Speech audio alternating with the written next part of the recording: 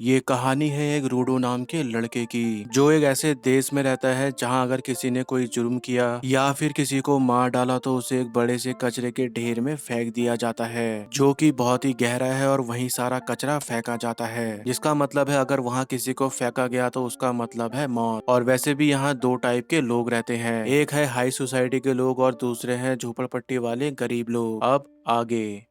अब इसके बाद हम एक छोटी सी बच्ची को देखते हैं जिसका एक बनी टॉय खराब हो गया होता है, जिसके लिए वो परेशान हो रही होती है, लेकिन उसकी मॉम उससे कहती है वो उसे इस बार एक न्यू किटी दिलवाएगी, जिसे सुनकर वो खुश हो जाती है। और फिर इसके बाद ये बनी टॉय को कचरे के ढेर में फेंक देते हैं, जिसे अपना हीरो रूडो देख लेता है और फिर यहाँ से वो उस कचरे वाली गाड़ी का पीछा करता है। दोस्तों, ये बनी टॉय बहुत ही इंपॉर्टेंट है, इसलिए इस पे ध्यान देना। अब मैं ऐसा क्यों बोल रहा हूँ वो तुम एपिसोड के एंड होने तक समझ जाओगे। अब इसके बाद रूडो उस कचरे के ढेर वाली जगह में जाता है और गार्ड से बचते हुए अंदर जाकर वो कुछ सामान को चोरी करने लगता है, लेकिन यहाँ पे एक गार्ड रूडो को देख लेता है, जिसके बाद दो और गार्ड उसकी मदद करने के लिए यहाँ आ जाते हैं। तभी रूडो इन पे अटैक करके यहाँ से भागने लगता है, लेकिन तभी यहाँ और गार्ड्स आ जाते हैं जो रूडो पर गोलियां बरसाने लगते हैं, लेकिन रूडो इतना तेज होता है कि वो सारी गोलियों से बच जाता है, लेकिन फिर भी उसे एक गोली लग जाती है। पूरी तरह से तो नहीं, लेकिन गोली उसे छूकर निकल जाती है, लेकिन फिर भी रूडो यहाँ से भागने में कामयाब हो जाता है। अब दोस्तों, वैसे इस कचरे की दुनिया में रूडो काफी फेमस है कचरा चोर के नाम से,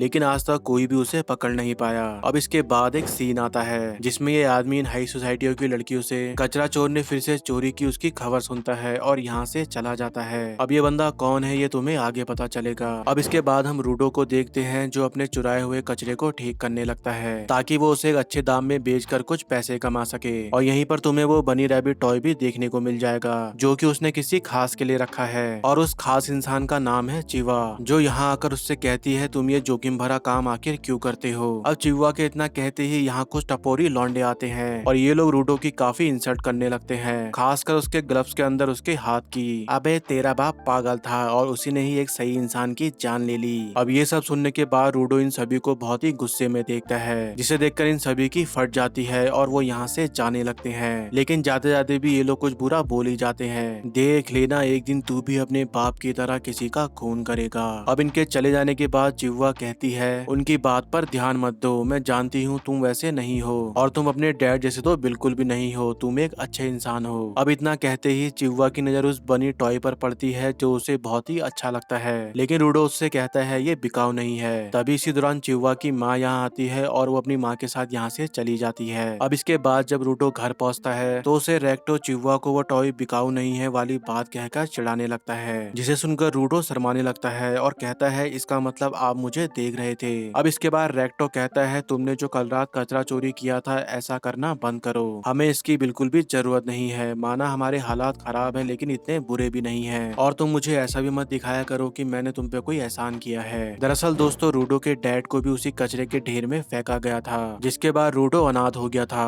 और लोग उसके बीमारी वाले हाथों को देखकर उसकी बहुत मजाक उड़ाया करते थे, लेकिन उनमें से कोई भी इंसान उसकी कोई मदद नहीं करता। तब ऐसे में रेक्टो रूडो को देखकर उसे गोद ले लेता है और साथ ही उसे ग्लव्स भी देता है, जिससे रूडो का दर्द कम हो जाता है। अब इसके बाद रेक्टो रूडो की पट्टी वगैरह करने के बाद कहता है देखो ज्यादा टाइम बर्बाद मत करो, इस बनी टॉय को ले जाकर उसके पास जाओ और उसे एक किस करते हुए बोल दो कि तुम उससे प्यार करते हो। ये काम जल्दी कर लो वरना फिर कोई दूसरा तुमसे पहले कह देगा और फिर तुम पछताते रह जाओगे। तभी इसी दौरान यहाँ पर हम एक शख्स को देखते हैं जो इन पर नजर रख रहा होता है। अब इसके अगले दिन रूडो चिवा को अपने दिल की बात बताने के लिए उससे मिलने जाता है और रास्ते में जाते हुए वो देखता है कि हाई सोसाइटी के लोग फिर से एक इंसान को कचरे के ढेर में फेंक देते हैं। तभी रूडो के इतना देखते ही यहाँ चिवा आती है, जिसे एकदम से आता हुआ देखकर रूडो एकदम से चौंक जाता है और वो टैडी को छुपा देता है और वो बोल भी नहीं पाता कि वो उससे प्यार करता है। तभी यहाँ पर चिवा कहती है मैं जानती हूँ ये अमीर लोग जो भी कचरा फेंकते हैं उनमें से ज्यादातर कचरा काम का होता है, लेकिन मैं नहीं चाहती कभी तुम्हारे साथ भी कुछ बुरा हो और तुम्हें भी इस बड़े से खड्डे में फेंका जाए। रूडो कहता है यही बात मुझसे रेक्टो भी कह रहे थे। चिवा कहती है मैं जानती हूँ, आखिर वो भी तुमसे प्यार करते हैं। अब ये सुनकर रूडो चौंक जाता है और उसी के साथ चिवा भी चौंक जाती है और वो सोचती है कि ये मैंने क्या बोल दिया, लेकिन यहाँ पे रूडो समझ जाता है कि चिवा भी उसे पसंद करती है।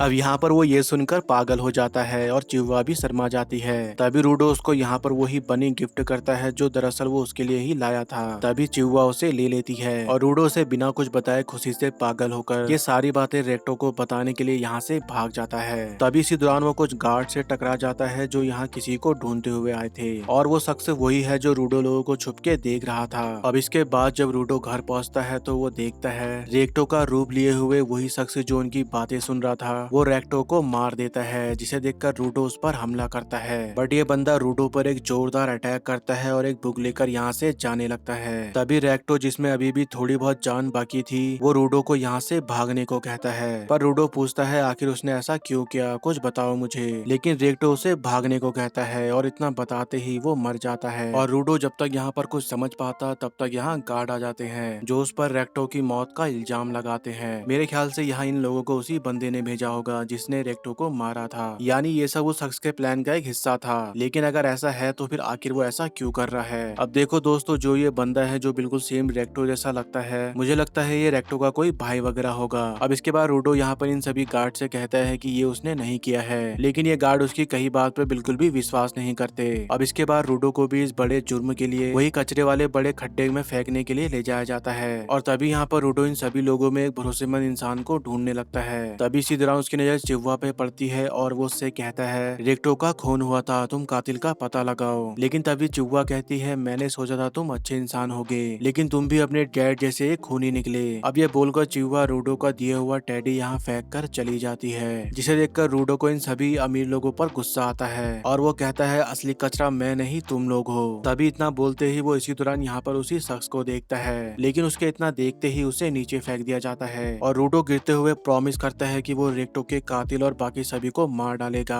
अब इसके बाद जिसे लोग कचरा फेंकने वाला खड्डा कहते हैं वो असल में इतना बड़ा होता है कि उसे देखकर ऐसा लगता है मानो जैसे कोई दूसरे डायमेंशन में आ गई हो। तभी इसी दौरान रूडो की आंख खुलती है और वो भी ये सब देखकर चौंक जाता है। तभी इसी दौरान यहाँ एक डायनासोर जैसा मॉन्स्टर आता है और रूडो उसे देखकर कहता है ये जगह तो सच में नर्क है। और इसी के साथ एपिसोड 1 भी यहीं पे एंड होता है। अब इसके आगे की स्टोरी हमें सेकंड एपिसोड में जानने को मिलेगी। वैसे दोस्तों, तुम्हें ये फर्स्ट एपिसोड कैसा लगा नीचे कमेंट में जरूर बताना। बाकी ऐसी और मजेदार वीडियो देखने के लिए मेरे चैनल को सब्सक्राइब कर लो। मिलते हैं नेक्स्ट वीडियो में।